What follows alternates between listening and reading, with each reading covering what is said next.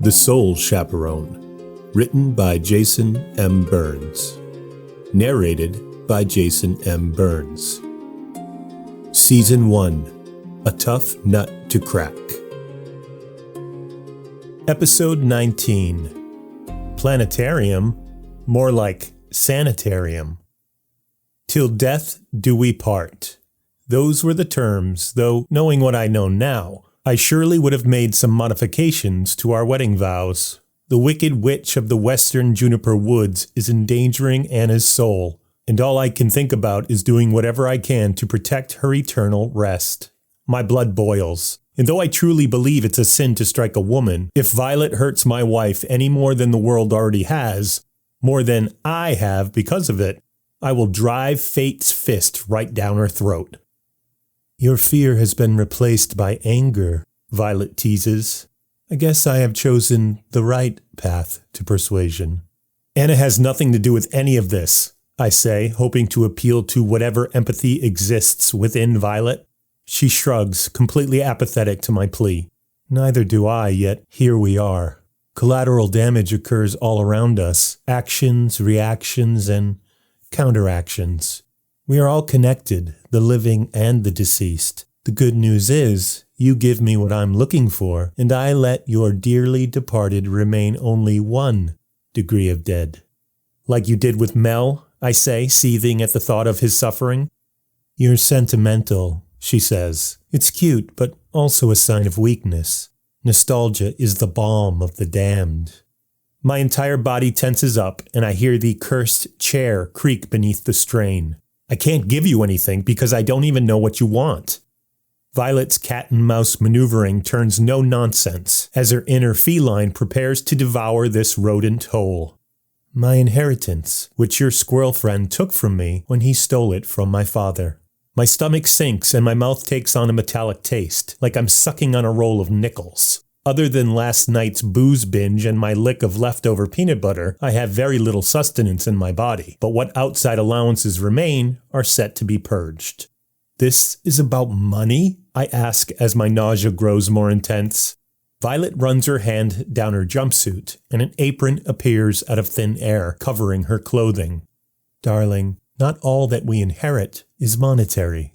Some things bequeathed to us from those who came before are welcomed into our lives for more, let's call it personal reasons. The paintings. I take a series of deep breaths in an attempt to right my brackish breadbasket. All of this is happening because I got greedy and said I'd help Jermaine reconnect with his son Eddie for a finder's fee. I did it knowing I'd be putting my gig as a soul chaperone in jeopardy, but I never could have imagined it would come back and bite Anna. If I knew then what I know now, I never would have given it a second thought. Jermaine would be through his door and the squirrel he possessed would be gathering acorns for the long winter ahead. Please, you must have loved someone once, I say to Violet. We can come to some kind of agreement that doesn't involve anyone else, especially my wife. Violet concocts a smile that is as sinister as they come. How very pie in the sky of you. Unfortunately, love does not conquer all. In fact, as I'm about to demonstrate, love leaves you prone to suffering. I look Violet deep in her piebald eyes, hoping to petition the human hiding within the monster she exemplifies. Anna has been through so much already. You don't have to do this. You're right, she says affirmatively. I don't. And if you tell me where the paintings are, I won't. I begin to lose hope. Jermaine told me that the paintings are gone. They were sold a long time ago, and the money buried somewhere in the White Mountains. He's not a collector, he's a thief. Lies, she says, her jaw clenching with suppressed rage. The painting I seek reached no buyer's hands, so where is it? I struggle to free myself from the chair. How the fuck should I know? Ask the damn squirrel.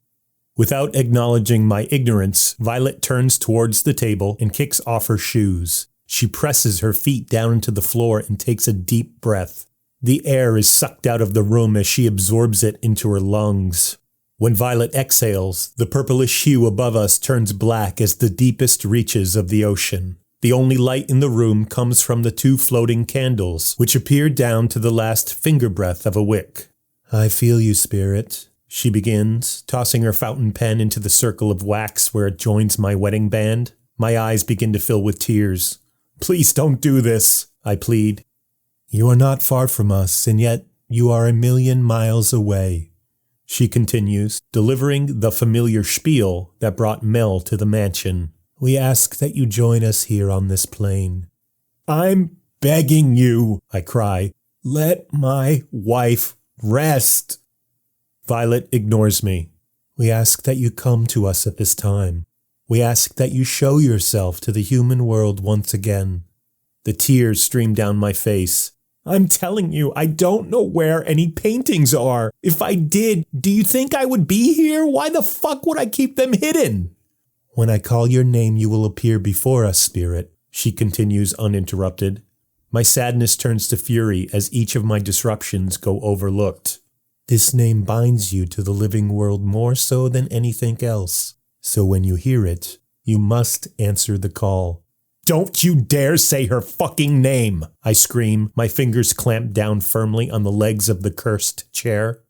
Violet turns to me and grins. You must come to us, Annabelle Green. What little will there is left in me to live escapes as Violet's cruelty cuts deep. I close my eyes, not wanting to witness Anna seeing me like this, so broken and unrecognizable. I've been a shell of my old self since she passed. I couldn't even bring myself to identify her body because I knew my heart could not bear the burden of that final image. Her idiot half-brother had to do it, which I was sorry to put on him, but I knew that if I saw Anna on that slab, I'd be sprawled out on one myself sooner rather than later. I guess my only consolation now is that I'll finally have the opportunity to say goodbye. I wipe the tears from my face and open my eyes. Anna is nowhere to be found. Things are not as they should be, Violet says, standing at the table looking perplexed. She turns to Samuel, her expression awash with having been misled. And you are not my dog. Samuel lunges forward, kicking the cursed chair. It topples to the floor with me still riding shotgun. A shot of pain explodes from my right leg as I slam into the floor. Whatever spell the chair has over me is broken as it shatters beneath my weight. I'm able to wiggle free of its damned grip. I try to stand, but my leg is not cooperating. I crawl to the table and pull myself up to its surface, looking for any sign of my wife. Who are you? Violet asks of Samuel. The domed space above us lights up once again, returning blood red. Searching for a weapon, Samuel grabs Excalibur II from its display. The skull remains attached. The rightful owner to this body, he responds, brandishing the hammer in a head like someone who knows how to use it as a weapon rather than a tool. Something about this shit show of a scenario excites Violet. Well then, that just makes it all the more valuable to a collector like me. Samuel growls softly. Old habits are apparently hard to break. Where is she? I ask, pawing at the air above the table. Where is Anna? Violet pushes past me, knocking me to the floor. She snatches her pen from the circle of wax and slips back into her shoes. Not coming. I don't understand what is happening. Was it all a trick? Was Violet bluffing? When she summoned Mel, the rest of us were there to feed her spell. She must not have the power to bring Anna back. You don't have the juice, I say, reaching up from the floor and reclaiming my wedding band. Violet holds up the pen. I have more juice than your primitive brain could even comprehend. We need to boogie, Samuel says, never once taking his eyes off of Violet. With one hand held firmly onto the pen, Violet twists it with the other, separating the shell that holds the inner ink and the metal mechanisms. Your wife is not coming because she is not available to be summoned. What does that mean? I ask, watching what Violet is doing but completely unaware of just how dangerous her actions are. If she is not available, Violet trails off as she separates the pen. The familiar silver smoke that I have come to recognize as the precursor for the spagoi spews from out of the ink cartridge. Then she is still alive. My understanding of the world is shattered. The acceptance of my looming doom has elapsed. I want to live again. I need to. The cloud of spagoi molecules builds, wrapping around Violet like a murderous mink. She stares at Samuel. And while my pet can't currently feed on her persisting soul, you were gracious enough to bring another with you. Emboldened by the earth-shaking news, I pull myself to my feet, gritting through the pain. I reach down and pick up the chair with both hands. I don't know the full set of rules surrounding its malevolent mojo, but I'm pretty sure you don't need the curse to use it as a weapon. No, goddammit! I say as I come up from behind Violet. Before she can react to me standing there, I bring the chair down on her back like a professional wrestler accepting the disqualification. The chair fractures upon impact, and the perpetually poised Violet lets out a cry that causes the spagoi to pulsate. "Oh dear," the ghostly voice says from out of the phonograph. Racked by soreness up and down her spine, Violet drops to her knees. The pieces of the pen fall to the floor, rolling away from her. She reaches for them, but a spasm provoked by the chair shot causes her to recoil. No longer motivated by its master, the spagoi returns to the pen like a genie to its lamp. "No goddamn more," I say again, slipping my wedding band into my pocket. "This ends today." Samuel looks over at me, impressed. "What?" I ask him, annoyed. "Honestly, I didn't think you had it in you," he reveals. "Kinda like this side of you." "I don't," Violet says, rising to her feet. "He is right about one thing, though." She waves her hands around, wincing this time. "This does end today." Behind me, I hear the faint sound of metal scraping against wood. Fearing the worst, I slowly turn around and realize that the most awful thing my subconscious could conjure up pales in comparison to what is actually entering the fray. The roller skating monkey, now with eyes aglow like a pair of rounded brake lights, shuffles across the floor toward me. "Necrosis," it says in a snarling voice that is part primate and part ghoul. "The end. You."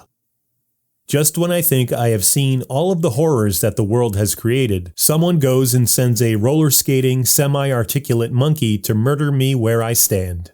Fuck my life.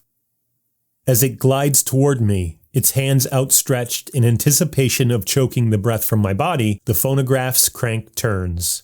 "Those present who wish to remain in one fully functioning piece should tuck yourselves away immediately."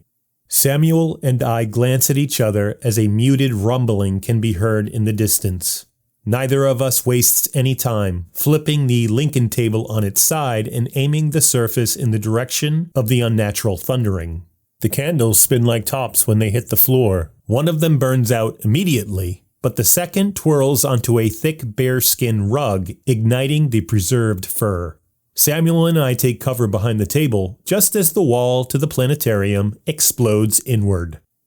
The maniacal, mechanical monkey, say that 5 times fast, is crushed by falling debris as the bucket and boom of an excavator muscles its way into the room.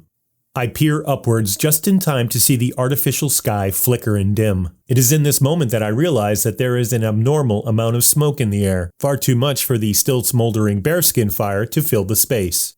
I glance over my shoulder to see Violet on her feet and looking exceptionally pissed off. She holds the pen in her hands. The spagoi is once again free. "I'm going to," she begins to say, but the sound of a powerful popping, like an amped-up potato gun firing, cuts her off. I watch as a rapidly traveling beanbag hits her square in the chest, knocking her off of her feet. She gasps, unable to recapture her breath. The spagoi hovers in the air above her, unsure as to what to do next. "Well, what are you waiting for?" I hear Rod's voice shout from the new hole in the planetarium's wall. I turn back toward the excavator to see him standing on the boom, non-lethal shotgun in hand. Jermaine is perched on his shoulder. "Do you need me to draw you a map to the escape route?" Never in my wildest dreams could I have envisioned a day where the guy who bulldozed my childhood would show up in my time of need and become my knight in shining excavator. The fact that he has teamed up with the soul in a squirrel who brought all of this shit down on me is just the icing on the cake. Samuel and I break for the gap in the planetarium's hull. As he climbs onto the excavator's bucket, hoisting himself up through the hole in the wall, I slow to an eventual stop. I think about the shared premonition. Although I would have been perfectly content with it staying a figment of my subconscious imagination, the events here today have revealed otherwise. I have a job to do, to keep the chosen 13 safe. I turn away from my freedom and hobble back into the belly of Violet's demented den. I make my way to the other side of the room, sidestepping fallen LED planetarium panels. I pick the phonograph up in my arms. "You have returned, for me," the ghostly voice says with great surprise. I limp back to the excavator, my right leg dragging behind me. We're in this together apparently, so we might as well leave together. I feel the phonograph warm to my touch. I would like to think that the soul possessing it was humbled by my kindness, but it's more likely the heat radiating off of the fire that is quickly spreading throughout the planetarium. As I reach the excavator, Samuel bends down and takes the phonograph from me. Rod offers his hand, which I happily take, putting to rest a lifetime supply of animus and anger. "Did you call in backup?" I ask him as he hefts me up onto the excavator's arm. "Jesus H. Christ!" he says, pushing me out through the hole in the planetarium's wall. "For the last time, I'm not a cop. The only backup I could call would be Doris, the butterfly specialist in my office, and I don't think her brain could handle all the supernatural shit you've got your hands into." I don't blame Doris, not one bit, because my brain is having a hard time handling all of this supernatural shit too. I may currently be free thanks to Rod's heroic save, but any immunity I have is only temporary. Given the curse, I have just 24 hours of life left to live. So how am I going to spend this final stretch of limited time? Well, I guess there's always revenge. Thank you for listening. For more information, visit thesoulchaperone.com.